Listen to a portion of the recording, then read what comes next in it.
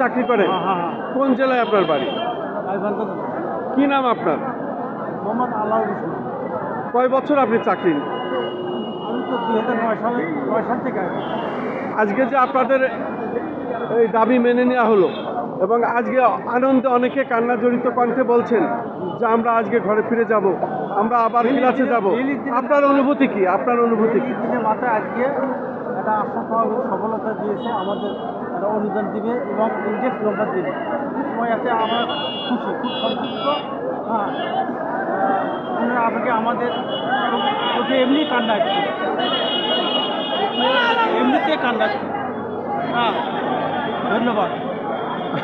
শুধু দর্শক, আসলে আজকের অনুভূতি এরকমই, মানুষের চোখ দিয়ে পানি বেরিয়ে যাচ্ছে, কান্নাকাটি করছে, আসলে বলার কোনো ভাষা নেই। আপনার পরিচয় দিয়ে বলুন।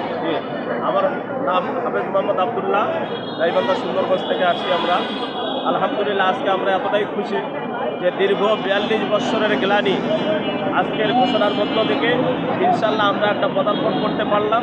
পাশাপাশি সরকার বাহাদুর থেকে শুরু করে প্রশাসনে নিয়োজিত যত ব্যক্তিবর্গ রয়েছেন সকলের প্রতি আমাদের অন্তর থেকে একটা দোয়া রইল, আল্লাহ পাক যাতে তাদেরকে দীর্ঘজীবী করেন এবং 42 বৎসরের একটি গ্লানি দূর করার কারণে সরকার বাহাদুর স্বতন্ত্র ইবতেদায়ী মাদ্রাসার সমস্ত শিক্ষকের হৃদয়ের মধ্যে তিনি একটা স্থান করাই নিলেন।